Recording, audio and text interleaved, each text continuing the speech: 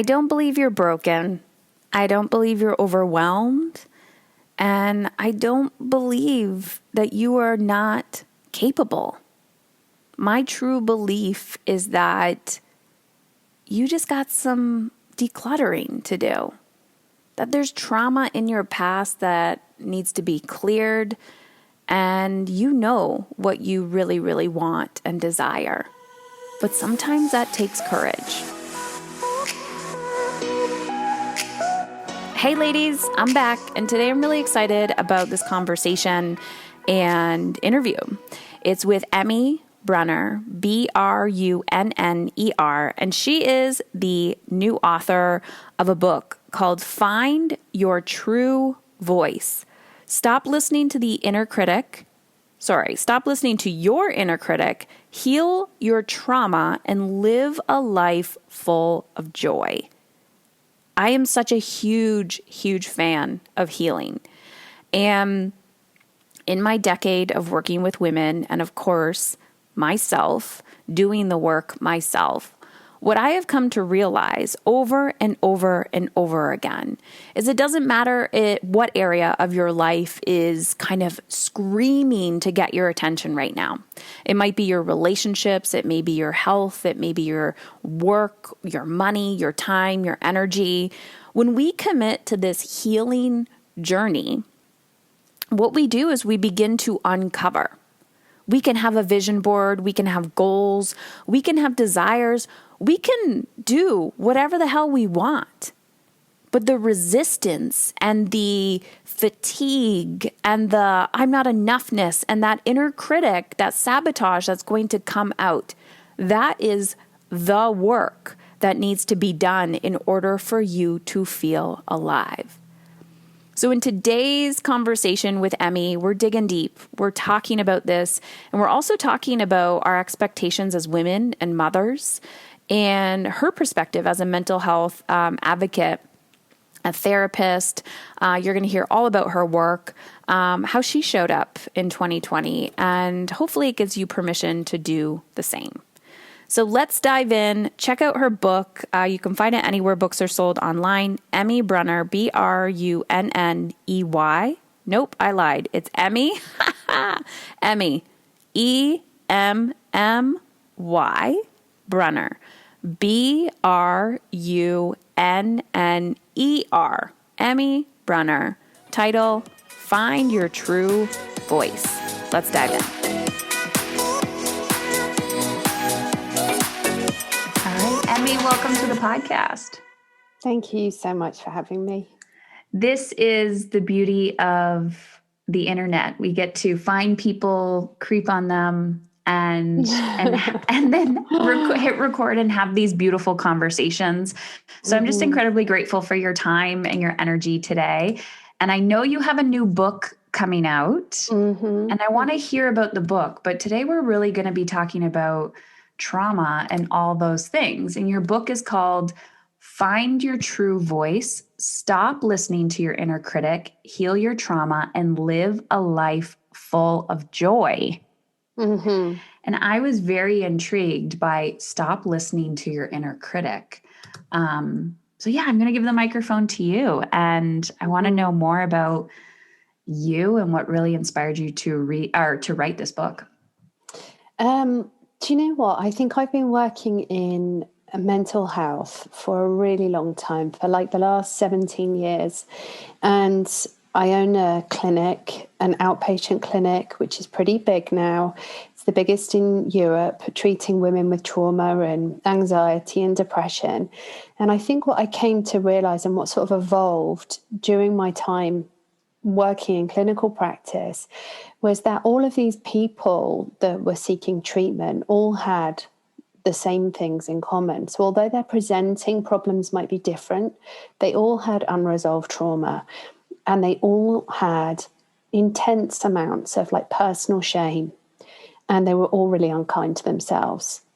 And so I thought about my own journey as well, my own healing journey. And I was like super unkind to myself, super critical of myself, really vigilant of any time I got it wrong or made mistakes. And as I was growing up, developed really destructive ways of trying to cope and manage those shame-based feelings. And the beginning of my work was in a 12-step facility before I had my own clinic. And a lot of the people in there were presenting with addictions, and they were being told that this was something that was going to be with them for life. They would have to manage it for life, and that the best they could hope for was to get through each day at a time. And I just thought, man, that's so bleak. That is bleak.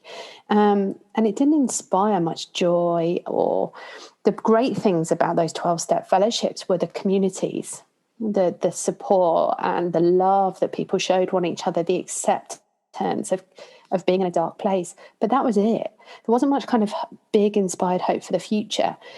And I thought, in my own kind of journey and working with people clinically, what if people believed that they were worthy of more? What if they believed that they could fully heal? And what if they believed that this was a period in their life that they had to learn from, reflect from, and then they were just going to get better? Because I recognized that my entire world was created as a result of my own belief systems. So everything I thought about myself had kind of manifested in my life through my own kind of internal script that I had.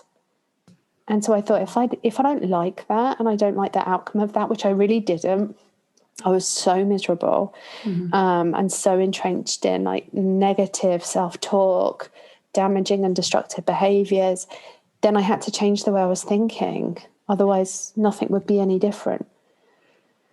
And that was it. I started, working like that from a clinical perspective as well. So rather than just being a therapist and showing up and creating space for people, I started kind of directly challenging people to change the way that they were thinking based on what I'd picked up along the way from my own experience, my own clinical training, and what had worked for me as well. And the book is just that. The book is just the journey that I went on, that I wanted to guide other people to do. I love that. So there's something that you said about believing in more, right? Rather this ideology of just managing a disease or managing symptoms versus what are these symptoms telling us? And we see it all the time. And there's something that you said, and I'm going to pull it up. You believe that 90% of today's mental health issues are related to unresolved trauma. And we're sitting in, early-ish 2021, where we've just gone through a very interesting year. And somebody who attracts a lot of mothers and children, and I just keep, I actually just saw this on Facebook because where I live, we're in lockdown right now. And they just decided to stay online school. And everyone has a different perspective of that. But I'm just seeing, hearing things like, I need a drink. I'm disappointed. I need to numb this. And I'm like, no. So I'm just curious, has things shifted for you and your work in the last year? Has it brought to light?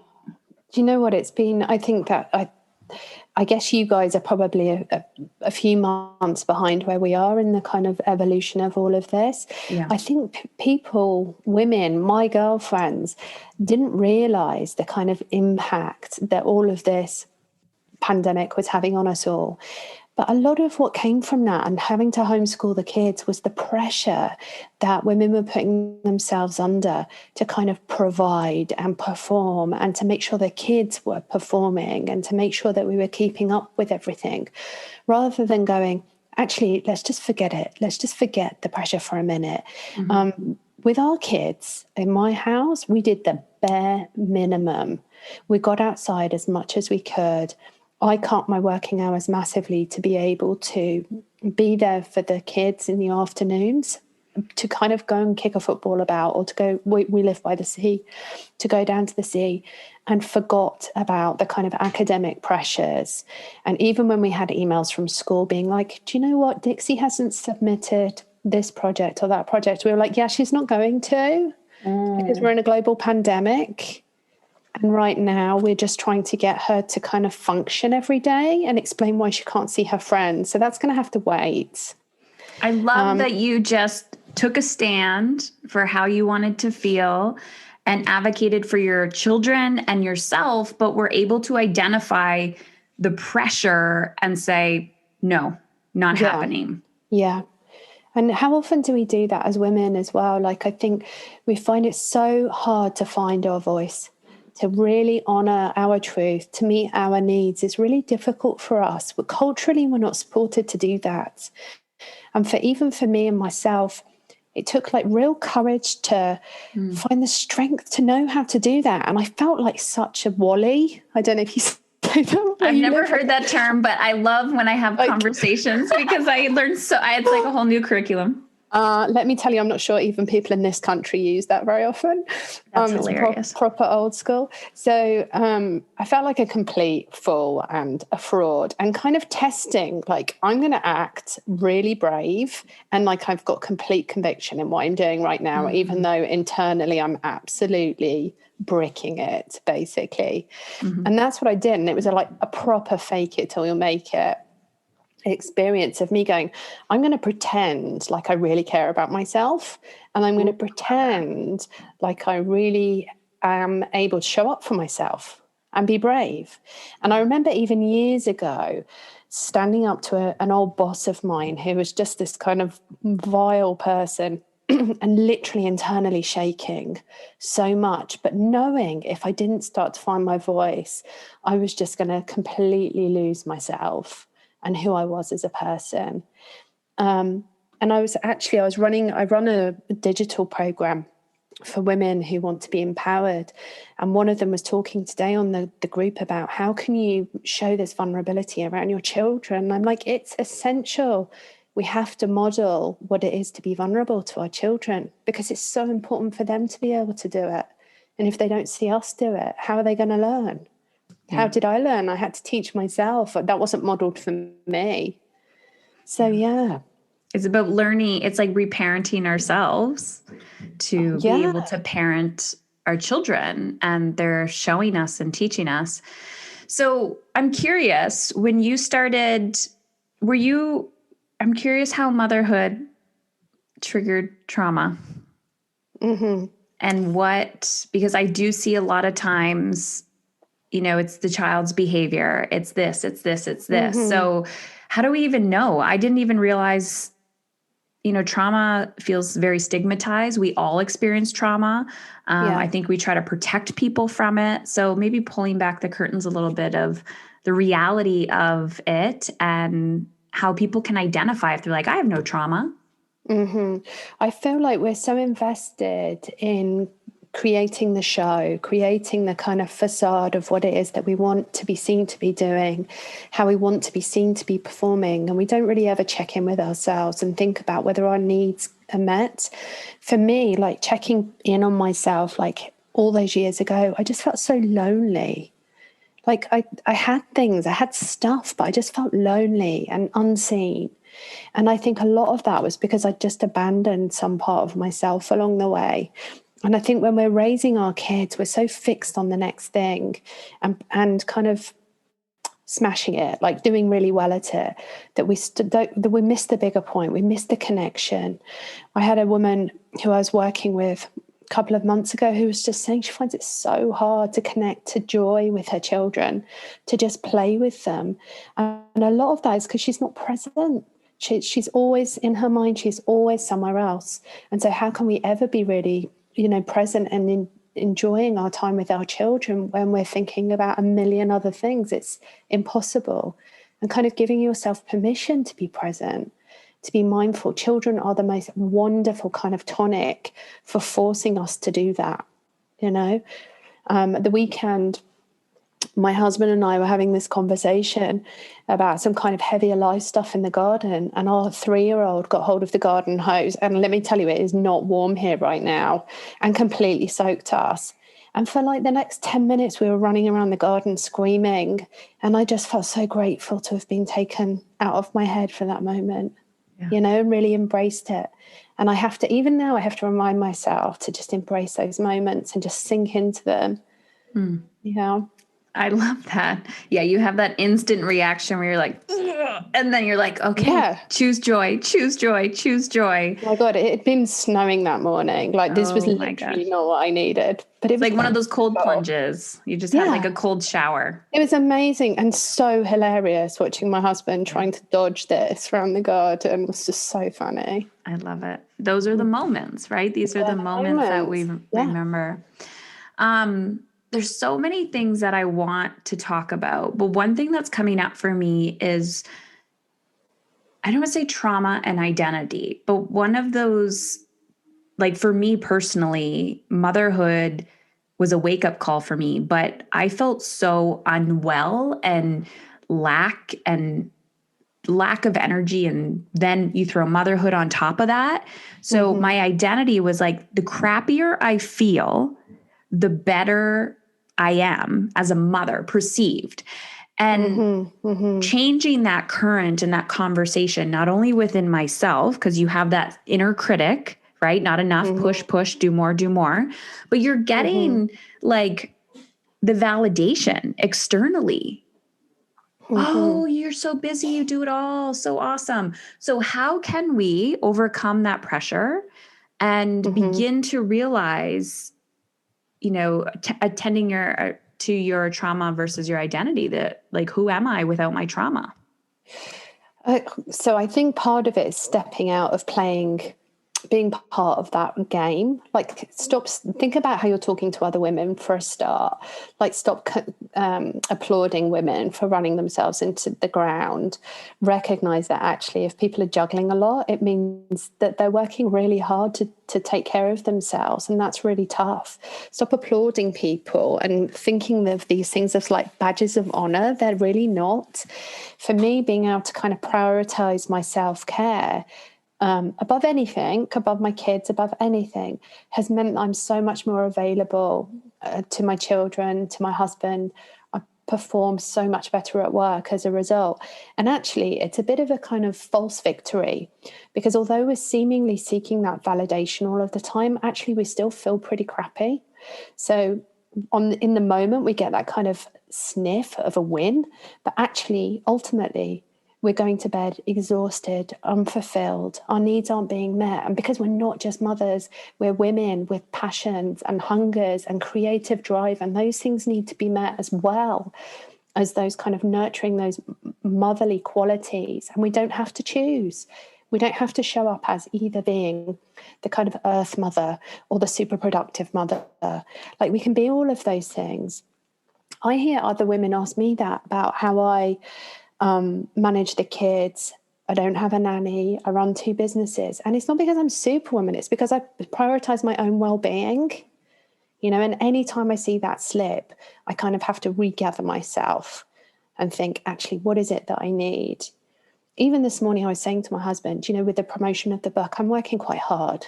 I was like, I really think I need to go down to a 3-day week. I really think I need to do some one-to-one yoga sessions. And my response to that now is actually do less, nurture more. Anytime I feel myself getting slightly more stressed or slightly more overworked, and spend time with the kids, like really good time with them, be really present. And I think the trauma piece that you mentioned, do you know what? I turn into that so much more now, because it's something that's shaped me in ways that I'm grateful for. As much as I wouldn't want to relive a lot of my traumatic experiences and aspects of my childhood, I do realise that it's given me an empathy for others that I perhaps wouldn't otherwise have. And it's given me an immense gratitude for my life as it is today. And so I really recognise the value of being able to turn into that rather than resist it. And I resisted it for such a long time because I was scared of it, and I was scared of how it made me feel. But it was my resistance of it, I think, that hurt me most, rather than the events itself. I was somehow stuck in being able to process them. And I think when we turn into our trauma and we face our fear, we work through a really natural process of grieving that's healing. When we don't allow ourselves to do that, we get stuck in the pain. And that's what really hurts us and kind of haunts us.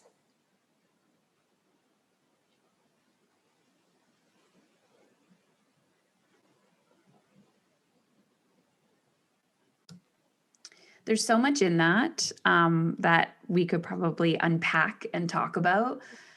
And it feels you kept saying stuck, stuck, stuck, stuck. And I think too often we can use stuckness as resistance. Like, I don't know what to do. I don't know where to go. It feels so overwhelming. Where do I begin?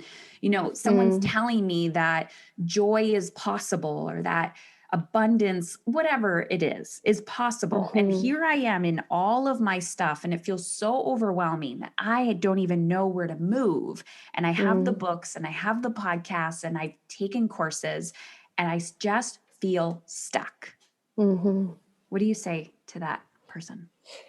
I think so many women are guilty of what I was guilty of, which was trying to do some sort of monstrous overhaul, like some sort of internal renovation of my entire psyche. And then when that didn't work, I'd be like, damn it, I'm back. I feel stuck. I don't know where to go. I'm a complete failure. I did this amazing course and I learned all these amazing things and I can't implement any of them. And actually, the truth is, healing is a process. I talk a lot in my work about stacking, like making little changes, tiny little changes that begin to stack and stack and stack. And then suddenly you've facilitated some bigger shift. There is no way I would have believed 15 years ago that I would think, talk, sound like I do today. It would have been completely unfathomable to me. And it became a process that I almost kind of crept up on me through just putting one foot in front of the other and just keeping going and making those small changes and not kind of constantly looking for the evidence as well. I hear that all the time. Well, I've done that and something hasn't changed. And it's like, well, what do you expect? How long have you been speaking to yourself like that for? How long have you been telling yourself that you're a piece of crap for? An entire lifetime, most likely. So it's going to take more than a week of a few positive affirmations for this shift to happen. This is going to be a commitment, a decision for you to live in a different way. And I think when you kind of present that truth to people, it can be a bit overwhelming, actually, and think, wow, it was overwhelming to me, realizing how powerful I was in changing my world. Was exciting, but it was also, I was really happy for someone to come in and rescue me and whip me up and do the work for me. And it was a slightly grim reality to realize that I was going to have to do that myself. But, as kind of time goes on and things do begin to shift and you do begin to heal, it gives you more confidence and you realize you're not swimming against the tide anymore. And everything starts to feel a bit easier. You had me smile so much when you were like, dang it, when I realized I just would love somebody to come and rescue me. And I think sometimes at the beginning that you're like, please surrender. Like, somebody, okay, yes, here's my credit card. Let's do this. And it's like, oh, no, you have to do this. And I remember I had a client once say, oh, there's like a curriculum here. Like I actually have to implement. And I'm like, yes. She's like, well, I thought you were just going to solve my problems. I'm like, no, I'm still trying to solve my own problems. Like this is, this is radical responsibility. And something that you said about stacking, which I typically use the term like micro habits or micro actions. So it's these little, and there's lots of research behind this, right? Like the little tiny actions, overcoming that all or nothing mindset. There's a lot of trust and belief that needs to happen to say, okay, she says I can do it, or she's inspiring to me, or they're inspiring to me, and I'm just going to trust the process. Would you say that there was someone in your life or that held that belief for you?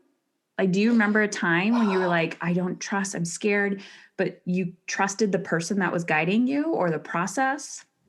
Do you know what I say to clients and what I said to myself was, how well is what I'm doing working for me? And the answer to that was brutally not very well. So I was like, I have no choice. No, I didn't. I never had anybody like that. I saw like therapists and things, but I found them fairly opaque and not very inspiring. In one of the treatment centres that I worked in, there was a lead clinician called Liz Servio, who was just this beautiful, incredibly inspiring woman. And she said that I was smart once, and I literally nearly fell off my chair. She said it so casually. I don't even know if she was talking to me, actually. And in that breath, she challenged everything I thought I knew about myself, because I thought I was stupid. I didn't think I was smart at all. And I went, well, this is someone who has a different perspective of me. And what if I'm wrong? What if everything I think about myself has come from the messages I received growing up and the trauma that I've experienced? And what if I'm wrong about that? Because the way I'm living is not really working for me. So I don't really have anything to lose by trying something different. And that's kind of my starting point when people are like, I have no faith. And I'm like, well, then you have nothing to lose, because you know what this life looks like. And if you don't like it, you can try something different. And if you want to go back to this, you can. Yeah. I love that. If it's not, if what you're doing is working, keep doing it. If you want change, you got to change things. And that is a question to be asked, isn't it? When someone goes, how well is this working for you? You're like, damn it, not very well.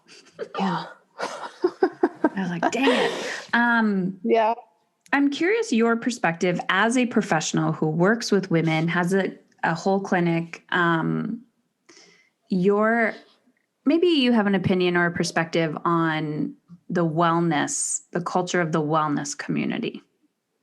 Maybe some, I'm just curious your thoughts on that. Because I do feel like there's this professional leader aspect of like, here's science-based research, but I'm also going to put my own twist on it of like possibility, which is where I feel like you come from. Because you're like this right? Like there's real trauma here that we need to deal with. And then I feel like there's this whole world of, just meditate and rub some essential oils on yourself and say positive affirmations. And then again, people being like, not enough, not enough, not enough. So curious your perspective. I guess I make it my business to challenge myself, not to sit in judgment of others. Like that's something that I think I used to do, my ego used to do, to seek out validation myself. I guess one of the things that I recognize my own clinical training has allowed me to do is to be able to draw on some of those other modalities and other ways of nurturing yourself, but underpinned by a clinical insight. And that changes the entire lens from how I see the work for people. And I think for a lot of people, we're seeking comfort and we're seeking things that are going to make us feel better. And that's why we turn to a lot of those wellness experts, and they're offering us the best they can with the tools that they have. But if you don't have that insight into trauma, how it impacts us, and you start messing around or poking around at things that you're not really qualified to unpack, it can be quite damaging for people. And I've seen clients that we've had to kind of scoop up who've done some really like invasive meditations around trauma that have been really inappropriate and things.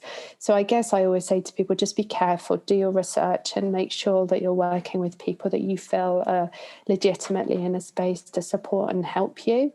But I think for a lot of us, we want quick fixes. And that's why those kind of transformative courses that are going to change our worlds forever really appeal to us. They appeal to me. I'm like, really? You can do that for me in like 6 weeks? That's amazing. But actually the truth is it's a lifetime of work, isn't it? And not a lifetime of feeling bad about yourself and doing the work, but it's something I'm constantly mindful of, and I'm in a good place, and I'm very grateful for my life, but I will always be working on myself because that's how I stay well, physically and mentally. It's why I wasn't well physically and mentally. So it's something that I have to kind of continually nurture. What I took away from that is there is no quick fix. It's a process. And, something that we were talking about earlier, I feel like we can also tell when something's working. Like, even if we're still in contrast, we're like, okay, like I can tell something shifting inside of me. And I'm a huge advocate for trusting, like, how does that feel to you? Right. And is it contrast and you're just trying to run away from your feelings, or is it, is this resistance? And I think it's really important to co-create with your clients and with your, it's like, how does this feel when it lands on you? Do you feel like you're being manipulated, or trusting your gut in the process of your own healing journey? Yeah, 100%. I think it's collaboration. Yeah. So I think when I'm working with people, whether it's kind of guiding my team in clinic, whether it's working with somebody one-on-one, it's about collaborating with them to try and support them to be able to recognize the obstacles that are there, so they can listen to their own truth, find their own voice, rather than being guided by me and what I might think or I might say. And people will sometimes be like, yeah, but what exactly is it you're doing to look after yourself? I'm like, this might not work for you. You're going to need to play around with some different things that really speak to your soul and you feel connection with, and be brave enough to do that. Be curious about who you are. Because this isn't like a formula we can apply to everybody. You're going to have to get in relationship with yourself. Ooh, that's a good one. In relationship to yourself, which is a lifelong commitment. You can't divorce yourself. If you do, it doesn't turn out to be good. No, it's not great. Yeah. Emmy, I feel like I could talk to you forever, and I want to. There's one last question I want to ask you about: why do you believe it is important for everyone, or women, or whoever you want to read your book, to find their voice? Oh, because you have a right to be happier.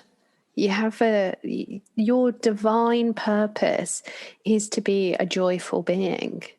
And did you know that? Did you know that that's your divine purpose, to be a joyful being? So be it. And I think if you don't know that, you need to know that. And if in some part I contribute or are able to offer that insight to you because of my own journey, then my God, I'll share it and share it and share it again. I love that. Thank you. I think it's, it's all shifting, but it's a different conversation that I know my mother heard and my grandmother heard and my great grandmother. And I'm just so grateful that you found your voice and had the courage, not just once, but every single day, to show up and to share it with the world, because I know you've made an impact in my life with the little exposure I've had, and I can't wait to dive deeper into your world. And I think this is how we change culture. This is how we change how women feel about themselves. This is how we change parenting and every aspect of humans, especially women. Thank you so much. Yes. So where can people find your book and more about you and what you have coming up? So you can find the book on Amazon, all of these amazing, online resources for buying books. You can find me on Instagram. I try and do as much kind of free clinical content on there as I can. My own website is emmybrunner.com. And my clinic is therecoverclinic.co.uk, but we are an international service as well. So we offer free advice to people all over the world and services internationally as well. Nice. Thank you. Yeah.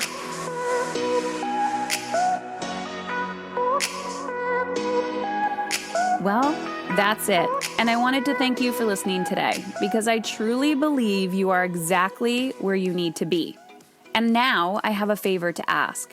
In exchange for the value you've gained from this free podcast, I'd be forever grateful if you would leave us a review on iTunes. Share the show with at least one woman in your life who you feel would benefit, and/or take a screenshot and share it on social media. And always feel free to tag me at Heather Chauvin. The world does not benefit from your guilt and fatigue. The world needs more women who are willing to unlearn everything they've been taught. Women who are courageous enough to feel good and not let guilt run the show. I believe you are that courageous woman. To see if my community and coaching is the right fit for you and your big vision, the relationships you desire, the money, time, energy that you know deep down you are capable of creating, then head on over to heatherchauvin.com/work with me.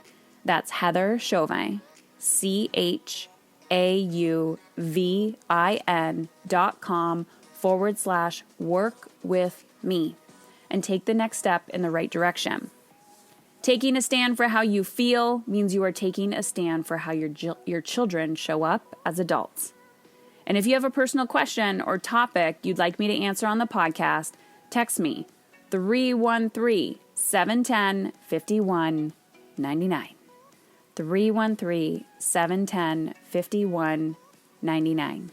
You are so worthy of feeling good. Now go do some scary shit.